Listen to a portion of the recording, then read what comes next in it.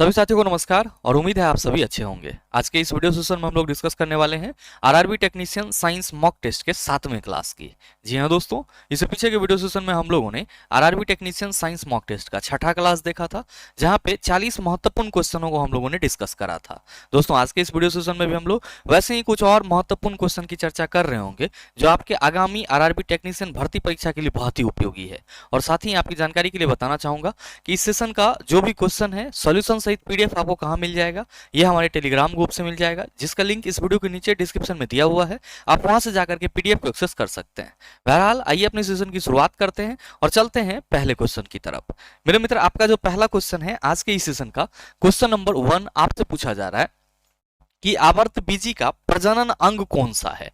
Option है मूल रोम, शाखाओं के नोड्स, पुष्प, फल। क्या होगा इसका आंसर? आपसे सवाल करा जा रहा है कि आवर्त बीजी। मेरे मित्र ध्यान में रखेंगे, इसी को हम लोग इंग्लिश में क्या कहते हैं? एंजियोस्पर्म कहते हैं। क्या कहते हैं? एंजियोस्पर्म कहते हैं। और मेरे मित्र आवृत्त बीजी का मतलब क्या हुआ कि इसका जो बीज होगा वो एक आवरण से ढका हुआ होगा। क्या होगा? आवरण से ढका हुआ होगा, एक लेयर से ढका हुआ होगा। और आप सबों को मालूम है कि अगर हम लोग प्लांट के संपूर्ण जगत की बात करते हैं तो संपूर्ण प्लांट को हम लोग कितने कैटेगरी में डिवाइड करते हैं? आप सभी कहते हैं गुरुजी 5 कैटेगरी में डिवाइड करते हैं। कौन कौन सा?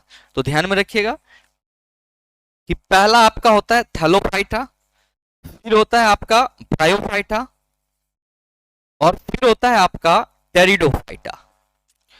और मेरे मित्र इसके बाद हम लोग क्या करते हैं? आप सभी कहते हैं गुरुजी जिम्नोस्पर्म, जिम्नोस्पर्म और एंजियोस्पर्म में इसको डिवाइड करते हैं। एंजियोस्पर्म में डिवाइड करते हैं।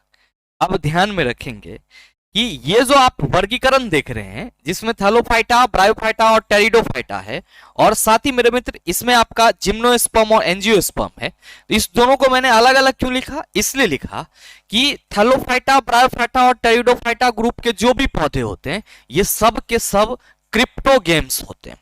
क्या होते हैं? क्रिप्टोगेम्स होते हैं। और मेरे मित्र ये जो आपका जिम्नोस्पर्म और एंजियोस्पर्म ग्रुप के पौधे होते हैं ये क्या होते हैं? फेनेरोगेम्स होते हैं। क्या होते हैं? फेनेरोगेम्स होते हैं। और ध्यान में रखिएगा कि थैलोफाइटा, ब्रायोफाइटा और टेरिडोफाइटा वर्ग के जो पौधे होते हैं इसमें जनन की जो प्रक्रिया होती है वो स्पोर के थ्रू होता है, यानी कि बीजाणु के थ्रू होता है। जबकि मेरे मित्र अगर हम लोग फेनेरोगेम्स में आते हैं और एंजियोस्पर्म यानी कि आवृत बीजी पौधे की बात करते हैं तो इसमें क्या होता है? सर इसमें जनन की प्रक्रिया पुष्प के माध्यम से होती है, यानी कि फ्लावर के माध्यम से होती है। जबकि मेरे मित्र जिम्नोस्पर्म वर्ग के जो पौधे होते हैं उसमें फूल का अभाव होता है। तो आपसे जो सवाल करा जा रहा है कि आवृत बीजी का प्रजनन अंग कौन सा है, आप सभी कहेंगे गुरुजी पुष्प यानी कि फ्लावर है। साथ ही आप सभी ध्यान में रखेंगे कि जिम्नोस्पर्म के जो पौधे होते हैं ये क्या कहलाते हैं? ये नग्न बीजी कहलाते हैं। ये क्या कहलाते हैं? नग्न बीजी कहलाते हैं। और जिम्नोस्पर्म का बेस्ट एग्जांपल आप सबों के पास होगा साइकस और पाइनस। आप सभी क्या कहेंगे कि गुरुजी जिम्नोस्पर्म पौधे के उदाहरण है। और एंजियोस्पर्म वर्ग के जो पौधे होते हैं मेरे मित्र इसको हम लोग क्या कहते हैं? आप सभी ध्यान में रखिएगा कि इसको पादप जगत का सबसे बड़ा समूह माना जाता है। और मनुष्य की लगभग जो भी आवश्यकता होती है उन सभी आवश्यकताओं की पूर्ति सर इस एंजियोस्पर्म वर्ग के पौधे से हो जाती है। और इसको हम लोग 2 कैटेगरीज में डिवाइड करते हैं। कौन कौन सा? मोनोकोटिलेडन्स और डाइकोटिलेडन्स। ध्यान में रखिएगा कि जो आवृत बीजी का प्रजनन अंग आपसे पूछा गया है तो आप सभी ने यहां पे झट से फ्लावर कह दिया। झट से क्या कह दिया? फ्लावर कह दिया। तो आप सबों को यह ध्यान में रखना होगा कि आवृत बीजी पौधे में जो प्रजनन पुष्प के माध्यम से हो रही है, तो अगर किसी भी पौधे में प्रजनन की प्रक्रिया पुष्प के माध्यम से होती है तो उसको हम लोग क्या कहते हैं? Sexual reproduction. और मेरे मित्र जितने भी फ्लावरिंग प्लांट होते हैं, याद रखिएगा इस चीज को मेंशन कर लेंगे आप सभी कि जितने भी फ्लावरिंग प्लांट होते हैं, पुष्पीय पौधे होते हैं, सब में क्या होती है? जनन की प्रक्रिया, या आप कह सकते हो जनन लैंगिक माध्यम में होता है, या लैंगिक जनन कहते हैं। इसका जो जनन होता है वो क्या होता है? आप सभी कहेंगे सर जी लैंगिक जनन होता है। तो कई बार ये सवाल भी आपसे पूछ लिया जाता है। बहरहाल आपका जो अगला सवाल है क्वेश्चन नंबर 2 आपसे पूछा जा रहा है कि घास, बकरी और मानव से युक्त खाद्य श्रृंखला कौन सी है। मेरे मित्र आप सबों को मालूम है कि हम कहीं पे भी खाद्य श्रृंखला की बात करेंगे तो सबसे पहले आप कहेंगे गुरुजी प्रोड्यूसर आएगा, उसके बाद शाकाहारी आएगा, फिर आप सभी कहेंगे मांसाहारी आएगा, और फिर आप कहेंगे जो टॉप मांसाहारी होंगे वो आएंगे।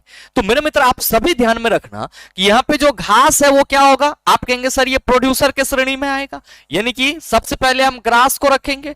अब इस घास को कौन खाएगा, आप कहेंगे बकरी खा जाएगा।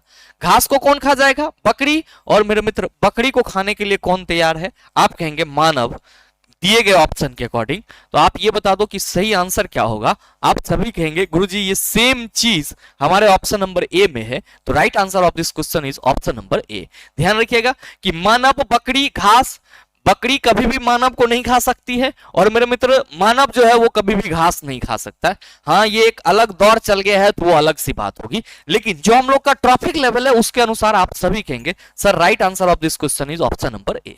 नेक्स्ट क्वेश्चन नंबर 3 आपसे पूछा जा रहा है कि निम्न में से कौन सबसे पतली त्वचा है, मस्तिष्क कोशिका, कंजक्टिवा, हृदय, यकृत। ध्यान रखिएगा यहाँ पे सबसे पतली त्वचा की बात की जा रही है। और मेरे मित्र आपके आंख की जो व्हाइट वाली लेयर होती है, जो आप आंख में व्हाइट वाली संरचना देखते हो वो क्या होती है, बहुत ही थीन संरचना होती है, जिसको हम लोग कंजक्टिवा बोलते हैं। क्या बोलते हैं, कंजक्टिवा बोलते हैं। और एक कंजक्टिवाइटिस नाम का रोग भी होता है जिसमें आंख क्या हो जाता है, लाल हो जाता है।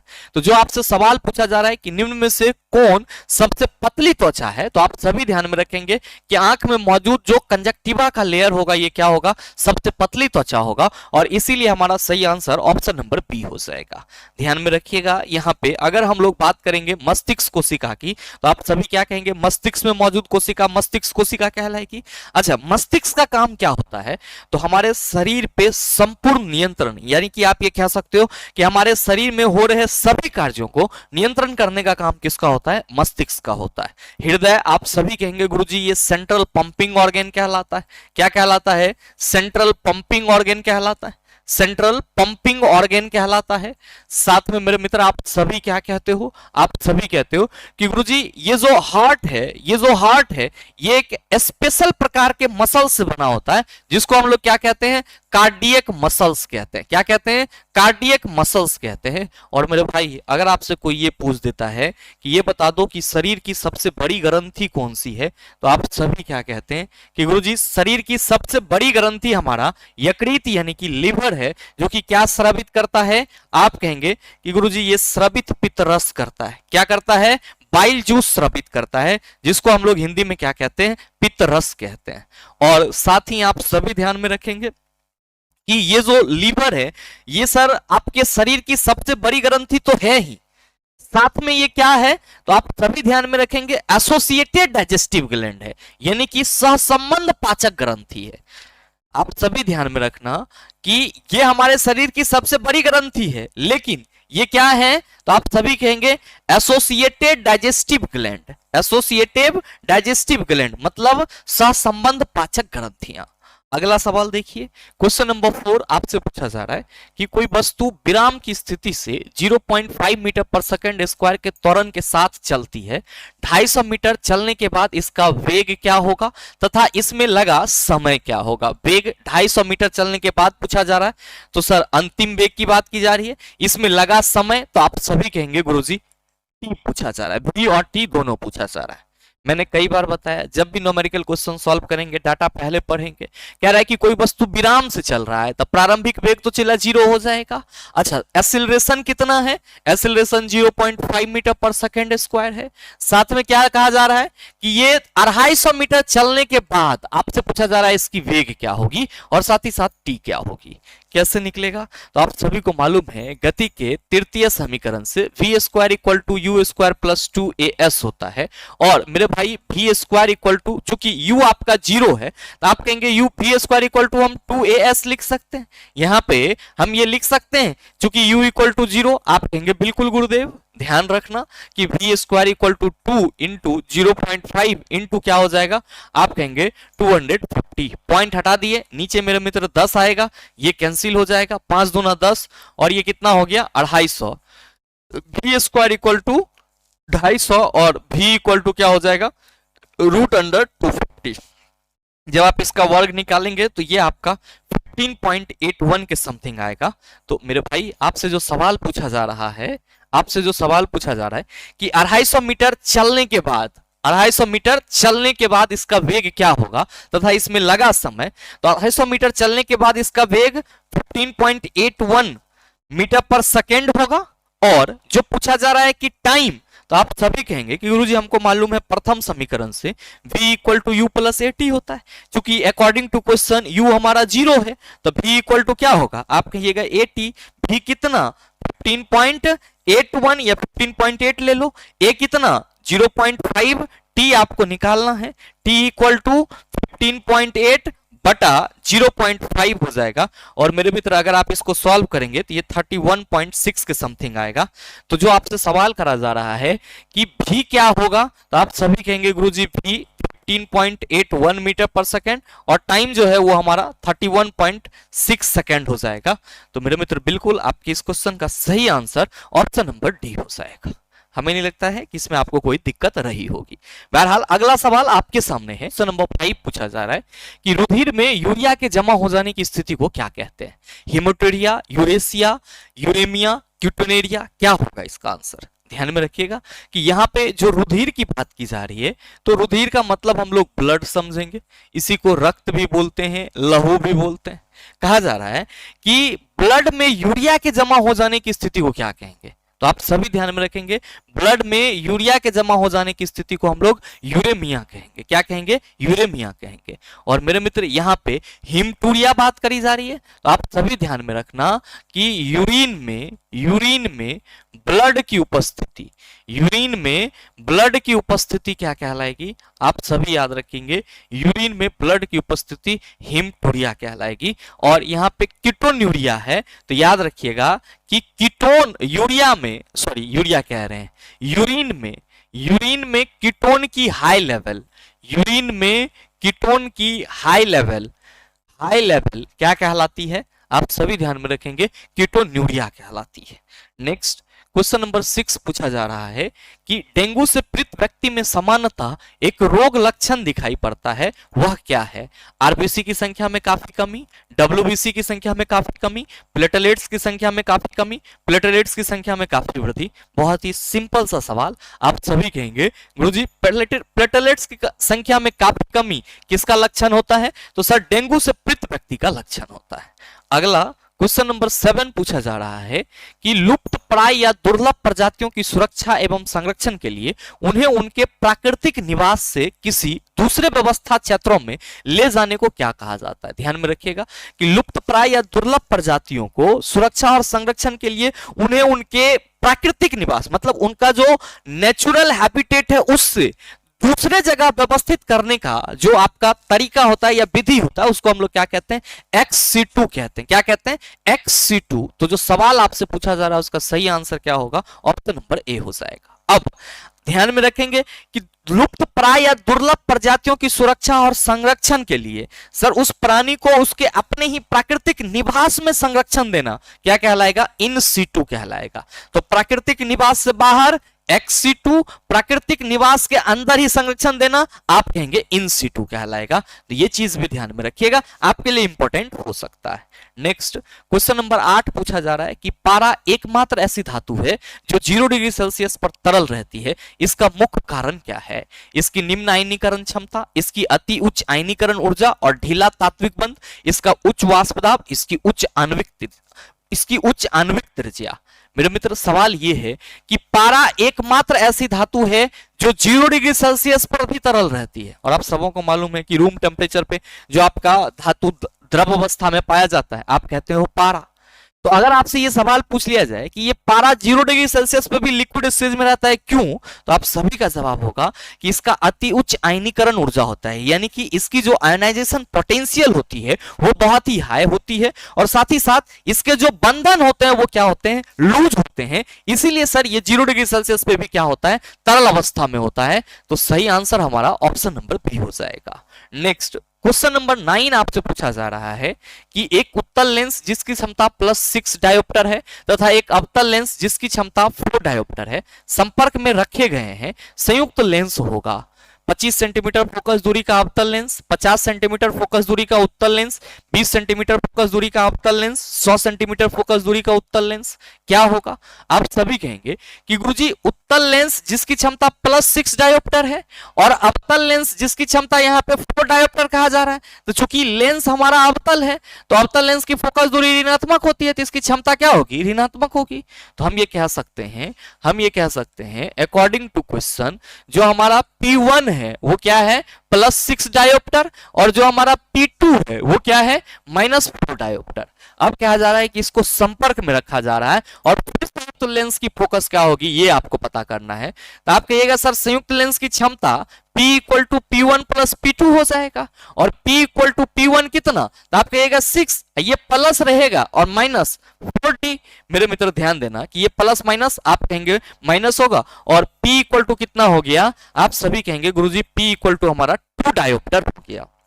ध्यान दीजिएगा कि ये चिन्ह परिपाटी सॉल्व करके हमारे पास लेंस की जो क्षमता है वो कितनी, कैसे आए सर, धनात्मक आया। कैसा आया सर, धनात्मक आया। तो जाहिर सी बात है कि जो हमारा संयुक्त लेंस होगा वो कैसे काम करेगा, आप कहेंगे उत्तल लेंस की तरह काम करेगा। Now the point is that sir focus दूरी पूछा जा रहा है, तो आप सभी को मालूम है चूंकि P = 1/f होता है, तो आप सभी कहेंगे गुरुजी इसलिए 2 डायोप्टर = 1/f हो जाएगा, और 2f = 1 और f = 1/2, इसको हम 0.5 क्या लिखेंगे, मीटर, या इसी को हम 50 सेंटीमीटर लिखेंगे। चूंकि फोकस दूरी हमारा धनात्मक है तो हम सभी कहेंगे ये 50 सेंटीमीटर वाला क्या होगा, उत्तल लेंस होगा। देख लीजिए किस ऑप्शन में है, पहले ऑप्शन में 25 सेंटीमीटर फोकस दूरी का अवतल लेंस नहीं होगा, 50 सेंटीमीटर फोकस दूरी का उत्तल लेंस बिल्कुल होगा, 20 सेंटीमीटर फोकस दूरी का अवतल लेंस, 100 सेंटीमीटर का फोकस दूरी का उत्तल लेंस बिल्कुल नहीं होगा। नेक्स्ट क्वेश्चन नंबर 10 पूछा जा रहा है कि रुमेन क्या है। आप सभी क्या कहते हैं कि गुरुजी जो शाकाहारी जंतु है, जो जुगाली करते हैं, उसको हम लोग रुमेन बोलते हैं, और ये रुमेन जो है वो उसके आमाशय का एक भाग होता है जहां पे जब वो भोजन को एट अ टाइम पहली बार खा रहा होता है तो स्टोर करता है। तो पहला है कि रुमेन क्या है, गाय के ग्रहणी का पहला भाग, आप कहेंगे बिल्कुल नहीं। ग्रहणी का पहला भाग मतलब क्या, जो इसोफेगस है, ग्रास नली है उसका, आप कहेंगे बिल्कुल नहीं। भोजन को संग्रहित करने के लिए आमाशय का एक कक्ष, मेरे मित्र बिल्कुल right answer of this question is option number B. आंत का वह भाग जहां जुगाल बनता है, मेरे मित्र जुगाल यहां नहीं बनता है, कडिंग जुगाली जो है वो होता है, और जब वो आमाशय के कक्ष से रुमेन से सर जो मतलब खाद्य पदार्थ या भोज पदार्थ होते हैं वो मुंह में आता है, तब जाकर के जुगाली होता है। नेक्स्ट है गरसिका की एक थैलोनुमा संरचना, बिल्कुल नहीं होगी। ध्यान रखिएगा कि शाकाहारी जंतुओं की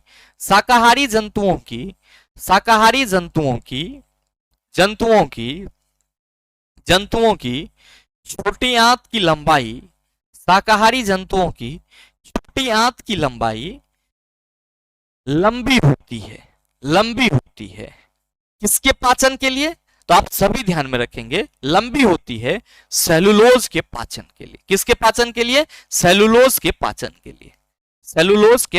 लिए। अच्छा, ये सेलुलोज कैसे खाता है, मेरे मित्र जो भी शाकाहारी होंगे वो क्या खाएंगे, पेड़ पौधे, और पेड़ पौधे में क्या मौजूद होगा, आप कहेंगे सेलुलोज, क्योंकि इसकी जो कोशिका भित्ति होती है वो किसकी बनी होती है, सेलुलोज की बनी होती है। नेक्स्ट क्वेश्चन नंबर 11 पूछा जा रहा है कि निम्न जीव अपने नाइट्रोजनी अपशिष्टों का उत्सर्जन किस प्रकार करता है, समान विसरण द्वारा, श्रवण द्वारा, उत्सर्जी रसधानियों के माध्यम से, रसधानियों में क्रिस्टल जमा करके, क्या होगा इसका आंसर।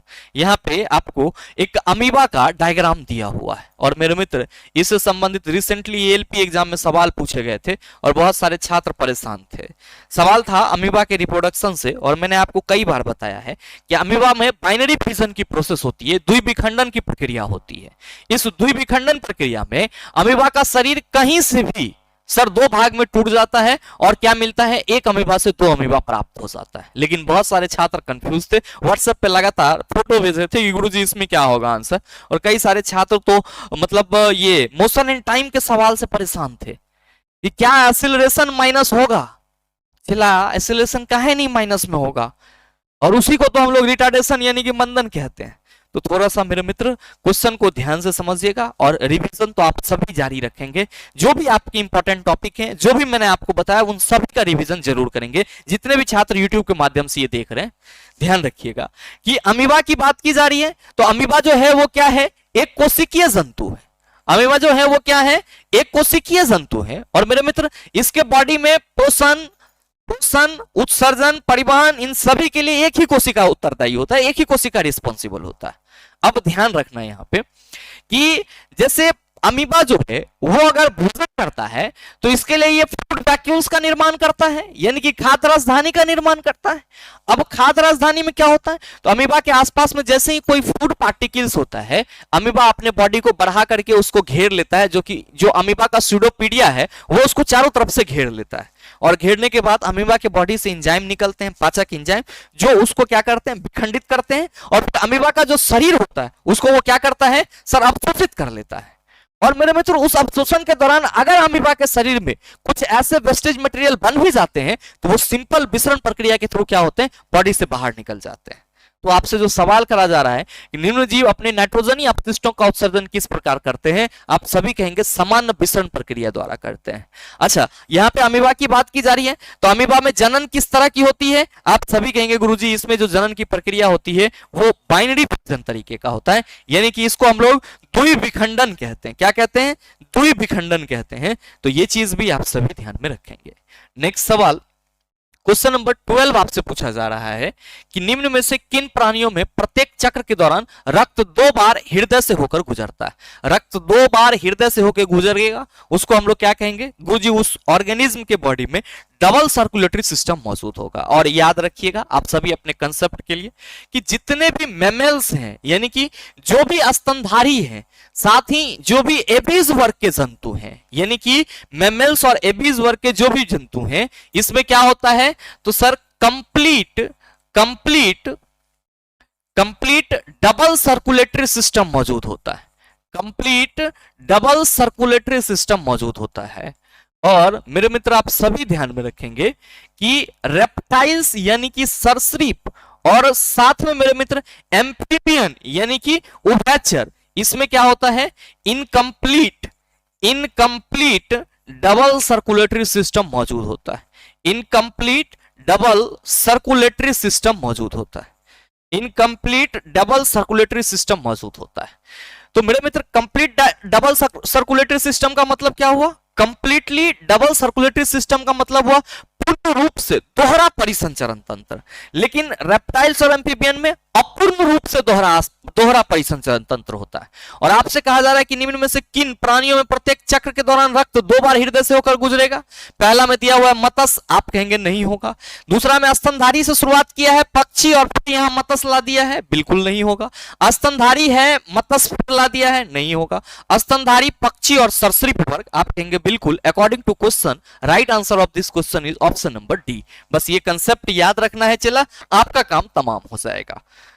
अगला सवाल देखिए, क्वेश्चन नंबर 13 पूछा जा रहा है कि बुलेट प्रूफ जैकेट के निर्माण में किस बहुलक पदार्थ का प्रयोग किया जाता है। VVI है, याद रख लेना। एज ए स्टैटिक केवलर का उपयोग किया जाता है। अगर आपसे पूछ दे कि which of the following is known as the artificial silk, कृत्रिम रेशम के नाम से जाना जाता है, तो आप सभी ध्यान में रखेंगे कृत्रिम रेशम के नाम से रेयान जाना जाता है। कौन जाना जाता है, रेयान जाना जाता है। और मेरे मित्र डेक्रोन, आप सभी क्या कहेंगे गुरुजी, ये हमारा एक प्रकार का पॉलीमर है। अगला क्वेश्चन नंबर 14 पूछा जा रहा है कि आवर्त सारणी के 5वें आवर्त में कितने तत्व मौजूद होंगे। आपके आवर्त सारणी में टोटल 7 आवर्त हैं। कितने आवर्त हैं, 7 आवर्त हैं। और मैंने इसके लिए नंबर सीरीज आप सबों को बताया हुआ है, क्या कि 2 8 8 18 18 18 18 32 32। ध्यान दीजिएगा, 1 2 3 4 5 6 और 7। ये पहले नंबर पे है तो फर्स्ट आवर्त, ये सेकंड आवर्त, ये थर्ड आवर्त, ये फोर्थ आवर्त और ये फिफ्थ आवर्त। सर फिफ्थ आवर्त में कितने तत्व मौजूद होंगे, 18। आपसे अगर पूछा जाएगा कि 8 तत्व किसमें मौजूद होगा, तो दूसरे और तीसरे में। सेकंड प्लस थर्ड पीरियड में कितने तत्व मिलेंगे, आप कहेंगे 8।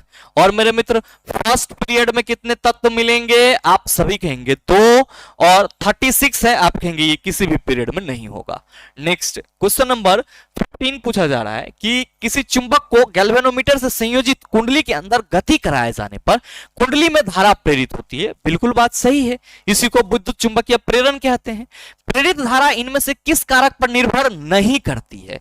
पहला ऑप्शन है चुंबक की ध्रुव सामर्थ्य, बिल्कुल डिपेंड करेगी। चुंबक की जो पोल की की कैपेसिटी होगी वो जितनी ज्यादा होगी, आप कहेंगे प्रेरित धारा का मान उतना ज्यादा होगा। सिंपली जितना बढ़िया चुंबक आप कहेंगे उतना बढ़िया धारा उत्पन्न होगा। कुंडली से संयोजित गैल्वेनोमीटर के प्रतिरोध पर, मेरे मित्र कुंडली से संयोजित गैल्वेनोमीटर के प्रतिरोध पर प्रेरित धारा को क्या लेना देना है? गैल्वेनोमीटर तो सिर्फ और सिर्फ उस परिपथ में जो धारा उत्पन्न होगी उसके मात्रा को बताएगा।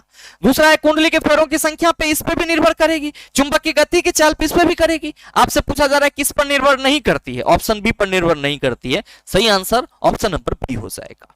नेक्स्ट क्वेश्चन नंबर 16 आपसे पूछा जा रहा है कि 18 ओम प्रतिरोध वाले एक विद्युत बल्ब पर शून्य वोल्टेज आरोपित किए जाने पर इसकी शक्ति क्या होगी? जब वोल्टेज ही हमारा शून्य है तो शक्ति गुरुजी 0 वाट हो जाएगा। इसमें तो कोई लाग लपेटा है ही नहीं चला। नेक्स्ट क्वेश्चन नंबर 17 पूछा जा रहा है कि श्रेणी क्रम में संयोजित 3 प्रतिरोध R1, R2 और R3 के टर्मिनलों पर वोल्टेज क्रमशः V1, V2 और V3 है। यदि I उनसे होकर प्रवाहित होने वाली निबल धारा को निरूपित करती है तो उनकी निबल वोल्टेज कितनी होगी? मतलब 3 गो प्रतिरोध है चला, ये देखो, एक ये और दूसरा प्रतिरोध आपका ये है और तीसरा प्रतिरोध आपका ये है। ये तीनों प्रतिरोध क्या है? श्रेणी क्रम में जुड़े हुए हैं। अब आपसे ये कहा जा रहा है कि इनके टर्मिनलों का जो विभवांतर है, मतलब ये आप सभी ध्यान देना, यहां पे कहा जा रहा है कि ये हमारा V1 है। अब ये जो है यहां पे, ये जो है ये V2 है। क्या है? V2 है। और ये जो है ये क्या है? V3 है।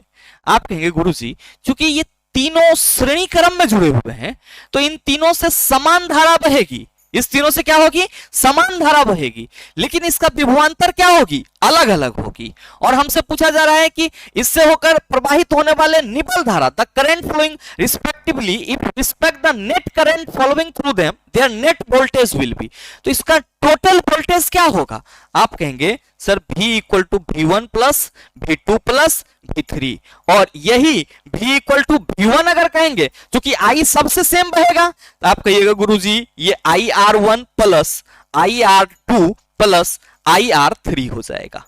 क्या हो जाएगा? IR1 plus IR2 plus IR3 हो जाएगा।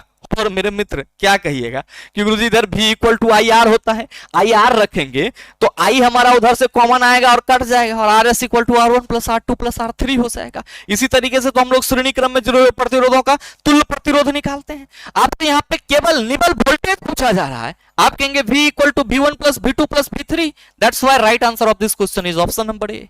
नेक्स्ट क्वेश्चन नंबर 18 आपसे पूछा जा रहा है कि रासायनिक तुल्यांक किसके बराबर होगा? आप कहेंगे परमाणु भार बटा संयोजकता के बराबर होगा। लिख लीजिएगा इसको कि कहीं पे भी हम रासायनिक तुल्यांक की बात करेंगे, रासायनिक तुल्यांक की बात करेंगे तो ये किसके बराबर होगा? इसको हम लोग फॉर्मूला भार भी कहते हैं, हालांकि आप अपने समझ के लिए याद रख लीजिएगा, परमाणु भार बटा संयोजकता।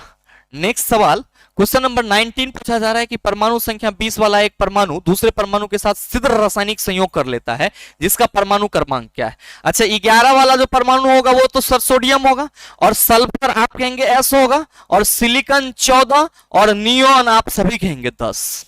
अब जो 20 परमाणु संख्या वाला तत्व है वो तो कैल्शियम है। कैल्शियम सोडियम के साथ अभिक्रिया करेगा? आप कहेंगे बिल्कुल नहीं। सिलिकॉन के साथ भी नहीं करेगा, नियोन तो किसी के साथ नहीं करेगा, तो कार्बो करेगा तो केकरा साथ? सल्फर के साथ। और क्या बनाएगा? CaS। इसी को हम लोग क्या कहते हैं? Calcium sulphide. क्या कहते हैं चला? Calcium sulphide. नेक्स्ट सवाल देखिए। अच्छा, सही आंसर इसका ऑप्शन नंबर सी ठीक है। अगला सवाल देखिए क्वेश्चन नंबर 20 कि विद्युत संयोजी यौगिक में निम्न में क्या गुण नहीं होगा? उच्च गलनांक तथा निम्न क्वथनांक, उच्च परावैद्युत स्थिरांक, उच्च गलनांक तथा उच्च क्वथनांक, उच्च ध्रुवता। क्या कहिएगा कि जो भी सर विद्युत संयोजी यौगिक होंगे वो किससे बने होंगे? धातु और अधातु के संयोजन से बने होंगे, और इसमें किसकी मौजूदगी होगी? आयन की मौजूदगी होगी। और हम सभी ने कई बार पढ़ा है कि इसका जो परावैद्युतांक स्थिरांक होता है वो क्या होता है? हाई। इसकी मेल्टिंग और बॉइलिंग पॉइंट हाई होती है, पोलैरिटी हाई होती है। यहां पे कहा जा रहा है उच्च गलनांक और निम्न क्वथनांक। आप कहेंगे बिल्कुल नहीं होगा, तो सर जो गुण पूछा जा रहा है कि विद्युत संयोजी यौगिक में निम्न में क्या गुण नहीं होगा, आप कहेंगे उच्च गलनांक तथा निम्न क्वथनांक। नेक्स्ट क्वेश्चन नंबर 21 पूछा जा रहा है कि निम्न में से किन धातुओं की अभिक्रियाशीलता हाइड्रोजन से अधिक है। मेरे मित्र, जो हाइड्रोजन से नीचे होगा सर उसकी अभिक्रियाशीलता हाइड्रोजन से कम होगी, और जो ऊपर होगा उसकी ज्यादा होगी। आप देखना पहले ऑप्शन में मैग्नीशियम, जिंक, Sn, Pb और Au दिया गया है, Au हाइड्रोजन से नीचे है, तो आप कहेंगे ये वाला पूरा सीरीज गलत हो जाएगा। दूसरे ऑप्शन में मैग्नीशियम, जिंक, Ag दे दिया है, आप कहेंगे गुरुजी Ag भी हाइड्रोजन से नीचे है, ये पूरा सीरीज गलत हो जाएगा। नेक्स्ट में है magnesium, zinc, Sn, Pb, Fe और सोडियम। मेरे मित्र आप सभी क्या कहेंगे कि गुरुजी इसमें से कोई भी ऐसा तत्व नहीं है जो हाइड्रोजन के नीचे आता हो, ये सब के सब क्या होंगे, हाइड्रोजन के ऊपर ही होंगे, तो जाहिर सी बात है कि ये हाइड्रोजन से ज्यादा अभिक्रियाशील होंगे। नेक्स्ट है मैग्नीशियम, जिंक, Hg, आप कहेंगे गुरुजी ये नीचे आ जाएगा। तो जो सवाल पूछा जा रहा है कि निम्न में से किन धातुओं की अभिक्रियाशीलता हाइड्रोजन से अधिक है, आप सभी कहेंगे गुरुजी ऑप्शन नंबर सी की जो अभिक्रियाशीलता है वो हाइड्रोजन से अधिक है, क्योंकि इस ग्रुप में जितने भी तत्व हैं वे सब के सब हाइड्रोजन से ऊपर हैं, इसीलिए सही आंसर हमारा ऑप्शन नंबर सी हो जाएगा। नेक्स्ट सवाल आपके सामने है क्वेश्चन नंबर 22, बड़ा ही सरल सा कि निम्नलिखित में से द्विविस्थापन अभिक्रिया की पहचान कीजिए। आप सभी बड़े ही आसानी से कहेंगे कि गुरुजी F+CuSO4 ये हमारा नहीं होगा, Pb+CuCl2 नहीं होगा, Zn+CuSO4 नहीं होगा, सोडियम सल्फेट और बेरियम क्लोराइड सर बहुत ही पॉपुलर डबल डिस्प्लेसमेंट रिएक्शन है, और हम सभी कहेंगे right answer of this question is option number D. ये सवाल आपके ALP एग्जाम में भी पूछे गए थे, तो ये रिएक्शन बहुत इंपॉर्टेंट है, चलो आपने माइंड में इसको हमेशा नचाते रहना। नेक्स्ट क्वेश्चन नंबर 23 पूछा जा रहा है कि एक अवतल दर्पण मुख्य अक्ष के किस स्थान पर किसी वस्तु का अत्यधिक छोटा, वास्तविक और उल्टा प्रतिबिंब निर्मित करता है। मेरे मित्र मान लो कि ये आपका अवतल दर्पण है, और ये अवतल दर्पण का पोल, ये फोकस और ये वक्रता केंद्र, और आप सबों को मालूम है कि अवतल दर्पण में अगर कोई वस्तु अनंत हो तो उसका प्रतिबिंब कहां बनेगा, फोकस पर। कैसा होगा, बहुत ही छोटा, बट वास्तविक और आप सभी कहेंगे उल्टा। तो जो सवाल करा जा रहा है कि अत्यधिक छोटा, वास्तविक और उल्टा प्रतिबिंब कहां बनेगा, आप सभी कहेंगे फोकस पर बनेगा। तो right answer of this question is option number C. अगला क्वेश्चन नंबर 24 पूछा जा रहा है निम्न में से किस सामग्री का उपयोग सुविधाजनक रूप से विद्युत ऊष्मीय यंत्र में किया जाता है। कंस्टेटन, टंगस्टन, नाइक्रोम, टीन एलॉय। क्या कहिएगा कि गुरुजी यहाँ पे इलेक्ट्रिकल हीटर्स की बात की जा रही है, और जितने भी विद्युतीय ऊष्मीय यंत्र होते हैं उन सभी में जो उसका तापन अवयव होता है वो नाइक्रोम से बना होता है, इसीलिए सही आंसर हमारा ऑप्शन नंबर बी हो जाएगा। नेक्स्ट क्वेश्चन नंबर 25 पूछा जा रहा है निम्न में से कौन सा अजैव निम्नीकरण है, यानी कि नॉन बायोडिग्रेडेबल है, मतलब जो स्वतः पृथ्वी में बैक्टीरिया या किसी अन्य जीवाणु के प्रभाव से विखंडित नहीं हो सकता है। आप कहेंगे कॉफी पाउडर हो जाएगा, कपास भी हो जाएगा, ऊन भी हो जाएगा, लेकिन नाइलॉन आप कहिएगा नहीं होगा। तो सर अजैव निम्नीकरणीय पदार्थ इसमें कौन हो जाएगा, ऑप्शन नंबर सी हो जाएगा। नेक्स्ट क्वेश्चन नंबर 26 पूछा जा रहा है कि इनमें से किसमें सहसंयोजी आबंध नहीं होते, कोवैलेंट बॉन्ड नहीं होते। आप कहेंगे गुरुजी NH3 में सहसंयोजी आबंध होगा, हाइड्रोजन में भी सहसंयोजी आबंध होगा, CH4 में भी होगा, लेकिन NaOH क्या है, एक हमारा बेस है, क्या है, बेस, तो इसमें सहसंयोजी आबंध नहीं होगा, इसीलिए सही आंसर हमारा ऑप्शन नंबर ए हो जाएगा। नेक्स्ट सवाल क्वेश्चन नंबर 27 पूछा जा रहा है कि निम्न में से कौन सा यौगिक विद्युत का चालन कर सकता है। मेरे मित्र पहला है आपका ऑप्शन ग्लूकोज, आप कहेंगे C6H12O6 ये कभी नहीं करेगा। सोडियम क्लोराइड NaCl का जली विलयन आप कहेंगे बिल्कुल करेगा, तो सर सही आंसर ऑप्शन नंबर बी हो जाएगा। अल्कोहल की बात करेंगे, आप कहेंगे सर ये कार्बनिक यौगिक है, C2H5OH इसका फॉर्मूला होता है, ये भी नहीं करेगा। और केरोसिन आप कहेंगे गुरुजी ये हमारा एक तरह से पेट्रोलियम सब्सटेंसेस है, और इससे होकर के विद्युत का चालन तो हो ही नहीं सकता है। अगला सवाल देखिएगा क्वेश्चन नंबर 28 पूछा जा रहा है कि जलीय प्राणी जैसे मछलियां अपशिष्ट का उत्सर्जन इनमें से किस रूप में करती है। मेरे मित्र जलीय प्राणी तो जल में सर्वाधिक घुलनशील आप कहते हैं अमोनिया, तो जितने भी जलीय जीव होते हैं वे सब के सब अपने अपशिष्ट पदार्थ का उत्सर्जन जल में अमोनिया के रूप में करते हैं।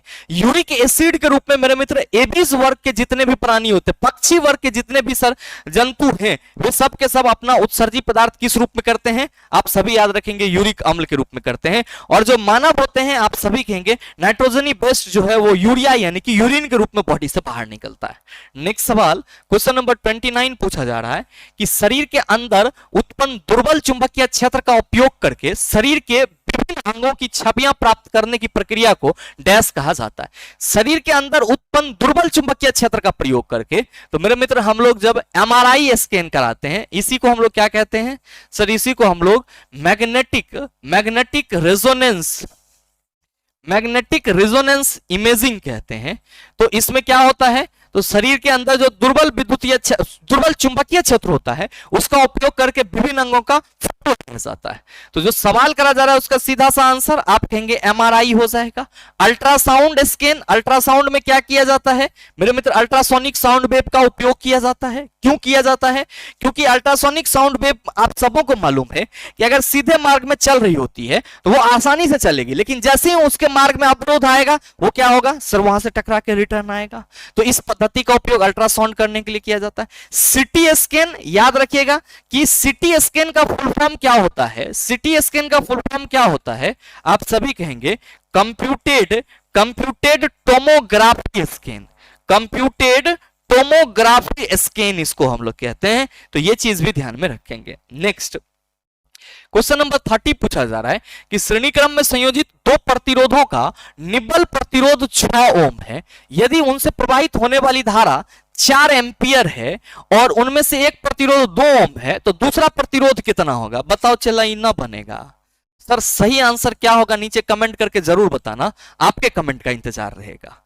अगला सवाल आपके सामने है क्वेश्चन नंबर 31 कि हेमोडायलिसिस में कई अर्धपारगम स्तर युक्त नलिकाएं होती है जो एक तरल पदार्थ से भरे टैंक में निलंबित होती है, और इस तरल के बारे में निम्नलिखित में से कौन सा कथन सत्य है।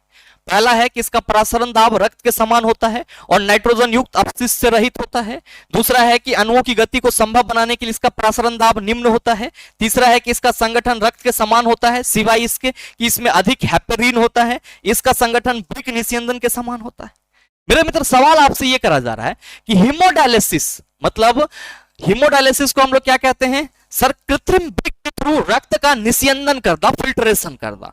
जिस किसी भी व्यक्ति का सर किडनी मतलब डैमेज हो जाता है उसे डॉक्टर हीमोडायलिसिस की सलाह देता है, और उस केस में क्या किया जाता है, कृत्रिम ब्रिक के सहारे उसके ब्लड का या आप कह सकते हो जो उसके बॉडी होते हैं उसको डिटॉक्स किया जाता है।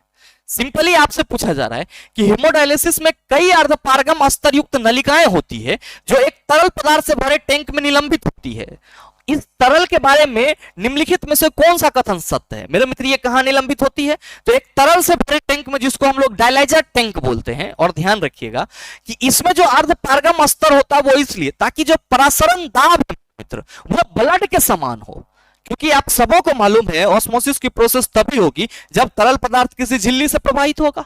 तो आपको यह ध्यान में रखना होगा कि हेमोडायलिसिस में कई अर्धपारगम स्तर युक्त जो नलिकाएं होती है वो एक्चुअली जो ब्लड का ऑस्मोसिस है उसको ध्यान में रख करके किया जाता है। और कह रहा है कि इसके तरल के बारे में निम्नलिखित में से कौन सा कथन सत्य है, तो इसका प्रसारण दाब रक्त के समान होता है और नाइट्रोजन युक्त अपशिष्ट से रहित होता है। मेरे मित्र ये स्टेटमेंट बिल्कुल ही सही है, इसलिए सही आंसर ऑप्शन नंबर ए होगा। दूसरे में कहा जा रहा है कि अणुओं की गति को संभव बनाने के लिए इसका प्रसारण दाब निम्न होता है, नहीं। अणुओं की गति को संभव बनाने के लिए इसका प्रसारण दाब निम्न नहीं किया जाता है, प्रसारण दाब इसका समान होता है। नेक्स्ट है इसका संगठन रक्त के समान होता है सिवाय इसके कि इसमें अधिक हिपेरिन होता है, यह भी गलत है। इसका संगठन ब्रिक निस्यंदन के समान होता है, नहीं। नेक्स्ट सवाल देखिए क्वेश्चन नंबर 32 आपसे पूछा जा रहा है कि किस अधातु का अपरूप विद्युत का सुचालक होता है। कार्बन का जो अधातु है, कार्बन का जो अपरूप ग्रेफाइट, कार्बन का जो अपरूप ग्रेफाइट ये क्या होता है, आप सभी कहेंगे कि गुरुजी ये अपवाद है और ये विद्युत का चालन करता है। क्या करता है, विद्युत का चालन करता है। नेक्स्ट देखिए क्वेश्चन नंबर 33 पूछा जा रहा है कि उत्तल दर्पण में सामने के पीछे बना प्रतिबिंब किस प्रकार का होता है। उत्तल दर्पण से कभी भी प्रतिबिंब बनेगा चला तो कैसा होगा, आभासी और सीधा होगा। तो सही आंसर हमारा ऑप्शन नंबर ए होगा, काल्पनिक और सीधा होगा और साथ ही छोटा भी होगा।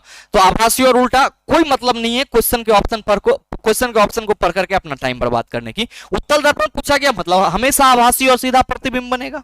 नेक्स्ट क्वेश्चन नंबर 34 पूछा जा रहा है कि कृत्रिम वृक्क द्वारा रक्त से यूरिया को किस प्रकार निकाला जाता है? निस्यंदन द्वारा, परासरण द्वारा, अवशोषण द्वारा, एंजाइमिक क्रिया द्वारा। आप सभी क्या कहेंगे कि गुरुजी अभी आपने बताया यहाँ पे कि हीमोडायलिसिस में क्या होता है कि परासरण दाब रक्त के समान होता है और जो डायलिसिस टैंक होता है वो नाइट्रोजन अपशिष्ट से रहित होता है और बेसिकली जो हमारे किडनी के द्वारा प्रक्रिया होती है वो निस्यंदन होता है। लेकिन जब हीमोडायलिसिस की परिस्थितियां बनती है तो वहां पे सर ऑस्मोसिस प्रक्रिया यानी कि परासरण प्रक्रिया के द्वारा क्या किया जाता है, जो सर रक्त है उससे यूरिया को निकाला जाता है। नेक्स्ट क्वेश्चन नंबर 36 आपसे पूछा जा रहा है कि विद्युत चुंबकीय प्रेरण की परिघटना में धारावाही कुंडली और चुंबकीय क्षेत्र अस्थैतिक होने पर मतलब स्थिर है कौन? तो सर धारावाही कुंडली और चुंबकीय क्षेत्र। तो आप क्या कहिएगा, जब स्थिर है तो कोई यहां पे विक्षेपण नहीं होगा। कह रहा है कि एक एक बार दोनों ओर विक्षेपण प्रदर्शित करेगा, बिल्कुल नहीं। दाईं ओर विक्षेपित होगा, बिल्कुल नहीं। शून्य विक्षेपण प्रदर्शित करेगा, बिल्कुल। Right answer of this question is option number C. Next question number 37 पूछा जा रहा है कि इनमें से कौन सी अभिक्रिया बेरियम क्लोराइड और सोडियम सल्फेट के बीच अभिक्रिया का सबसे सटीक निरूपण है?